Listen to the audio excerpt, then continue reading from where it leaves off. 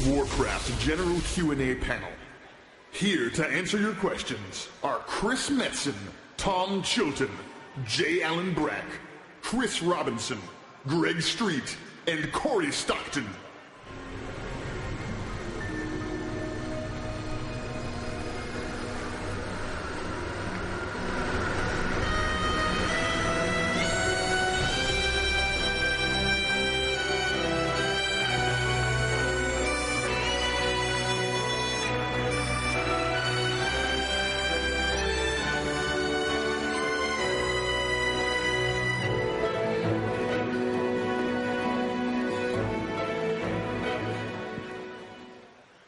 Hey, BlizzCon. You guys having a good show? We know. What do you want to talk about today? We'll dive right into it. You ready? Yeah, let's do it. Let's get started. Let's go. First one.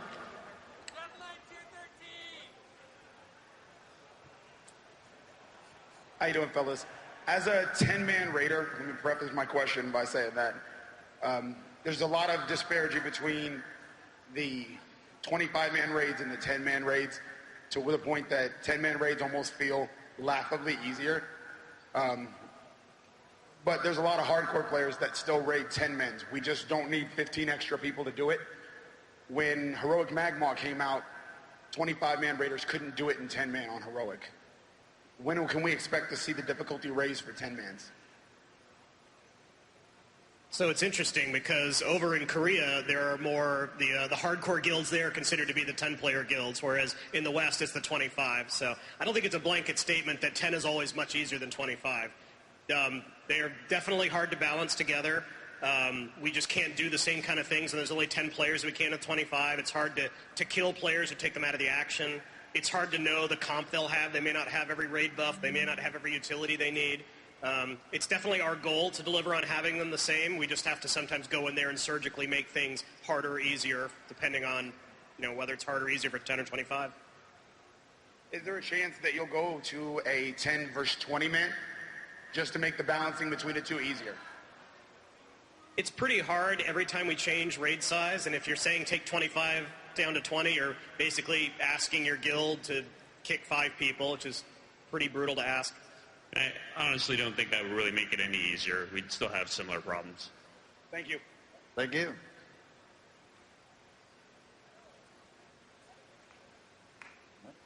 Hi. First, thanks for the Real ID dungeon thing.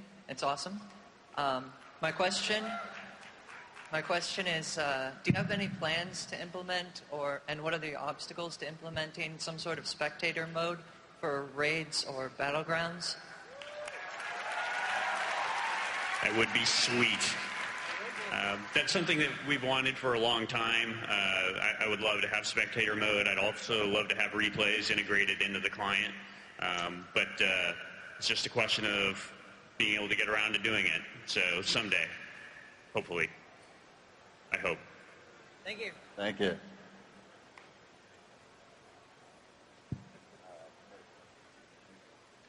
Hi, my name is Richard Boone. I'm the guild leader for Wild and Musical on Chandris.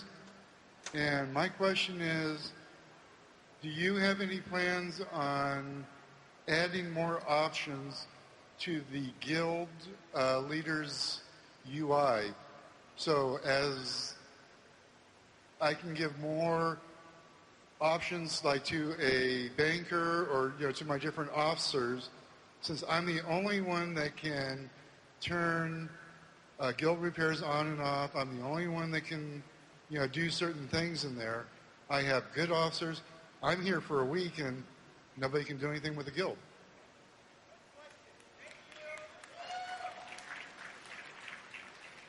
Yeah, I mean, that's definitely a good reason that we would want to do that. I think it just comes down to the fact of how much control do we feel like is safe to give to other people besides the guild leader. So it's just a matter of figuring out which things we would want to have other people be able to do, as far as if we're just talking about having access to the guild bank or possibly changing being able to turn guild repairs on and off. But it definitely sounds like something that could be useful. Yeah, but wouldn't that be the guild leader's decision, not yours? It is the guild leader's decision, but once something goes wrong, it ends up coming back to us to have to fix it. So it's a matter of making sure that we give enough of that control to the right people. All right. And one last thing. Ghost Crawler, don't listen to any of the idiots out there. You're a god. We love you. Keep doing it. Love you too, man. I just like you. If all the idiots could please just identify themselves as idiots first so we can ignore you, that'd be great. I was just wondering, with the upcoming expansion, are all the purples you get from like Firelands and all that going to be replaced by greens on the first day? Usually we Check try the to... shirt. Green is the new purple every expansion. We're caught there because we want players who felt like they worked really hard to get the best gear to have a leg up when a new expansion starts. So we want it to last a little while. If it lasts too long, then we feel like we're cheating those players out of the leveling experience. So usually it's somewhere in the second zone or so before you start to see your gear get replaced. We'll probably do something similar in 5.0. I have a dream, though. I have a dream You that... stand up for this? Yeah, we should. That one day we'll be able to have something like on our website, for example, that I imagine as being something like the Hall of Heroes that will kind of record the accomplishments that you made as a player during the patch cycle when that content was relevant. So let's say, for example, that you killed Ragnaros during patch 4.2, that we would record it there in the Hall of Heroes so that we can better preserve player accomplishments when they were the most relevant, so that all that kind of history isn't lost as we move on to another expansion or another patch. Thank you.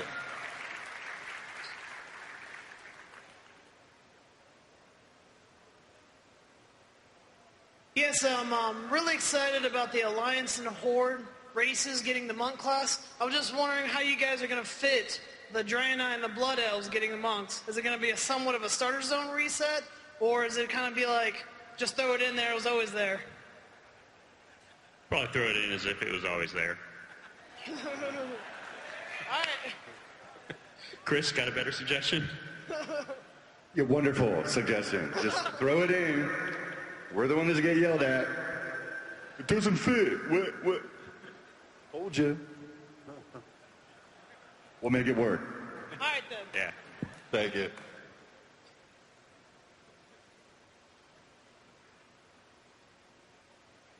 I just want to quickly say hi to my guildies in Trivial and Hyjo. And my question pertains to hunters and crowd control. Currently, with Wyvern Sting having the dot, it makes it a little difficult to quickly Wyvern Sting and then trap the thing after. So what I'm wondering is, before Cataclysm, we had the option of removing the dot with Scorpion Sting, but then that was removed. So is there going to be some way to remove that dot or going forward, or are we just going to have to live with it? We're at a weird place right now for questions like that because it's probably not the kind of thing we're going to do in 4.3. And then 5.0 is such a big reset for a lot of the class abilities and talents that it's kind of silly for me to sit up here and explain this is the mechanic we have to solve that problem. I understand the problem, of course, because, like as you said, we have fixed it before, and we try to strike the balance between we don't want everyone dotting up their targets before they then crowd control them and their just damage is ticking away, and we don't want the crowd control to always have to break on damage and things like that. So definitely a problem, and hopefully it'll feel a little better in 5.0. Thank you.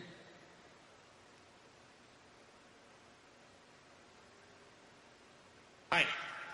First I want to say thank you for finally addressing the Enhancement Shaman AoE issues that we've been dealing with for so long. We really, really appreciate it. My question is about Windshear. In the 4.3 blog, you stated that the change wouldn't affect DPS shamans because they all take reverb. However, most PvP and PvE Enhancement Shaman specs don't even take reverb. So instead of nerfing Resto PvP, you've caused Enhancement in PvE to take a DPS hit to get the utility we already have. and you've caused enhancement in PvP to no longer be able to do sub-spec resto, taking a pretty big survivability hit. So do you have any plans to address that? We're honestly not that worried about it for 4-3. I think even in a 10-player raid, you usually have plenty of people who can do the crowd, can do the interrupting, so even if you don't have someone with that talent, you're probably okay. We often, when we're asking a group to do interrupts like that, we know there's several people who can do it, and they can do rotations and things like that. In PvP, honestly, we see a lot of Shaman with the that talent spec anyway, so I don't think for a lot of them they're going to lose that. There may be some that have to make the choice between that and not having it. But even then, it's still an interrupt. It doesn't completely go away. It just has a long cooldown. Thank you.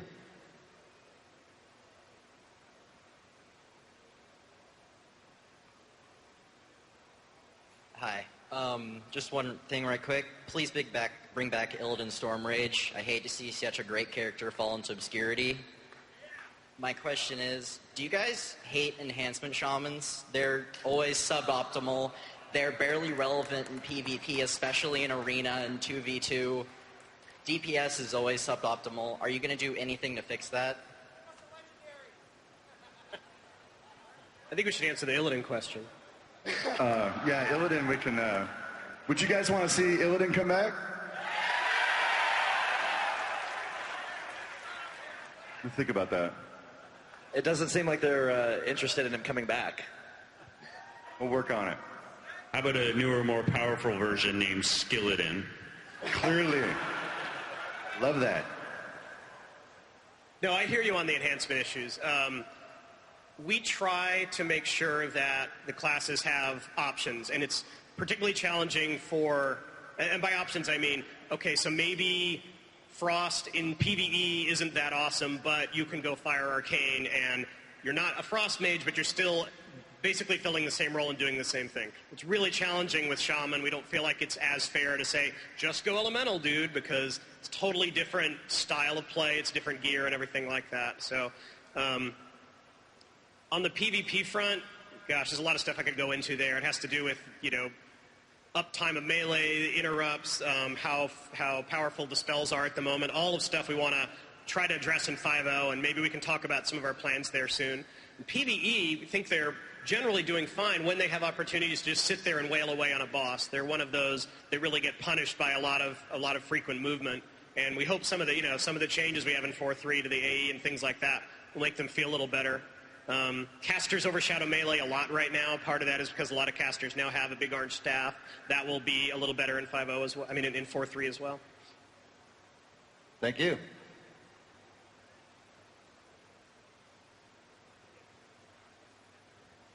Hi. First, Ghost Crawler, want to let you know you still have an invite on Vigorous and Arius. You said something about going to see a lady backstage. Never heard from you, so if you're done with a lady, But anyway, my question's about combat rogues. And it kind of feels like now that Haste gives energy back and we have Restless Blades, it kind of wants us to do everything real quick. Yet Bandit's Guile says kind of hold off on it. And that really never worked out because it's only, 0.5% maybe to wait till Deep Insight. So do you guys like combat using their cooldowns and stuff more often, or do you want them to do the cyclical thing that you talked about before? The cyclical thing we talked about before? Where you want them to hold off till the 30% buffs so they can use all their cooldowns and then be more awesome. I'm not quite sure I understand. You're saying, should you use your cooldowns on rotation versus should you save them for the right moment, or? No, what I'm saying is it seems like Restless Blades wants you to use everything on cooldown when it's off, and Bandit's Guile wants you to use your cooldowns when you're at 30%. I would say the Restless Blades option.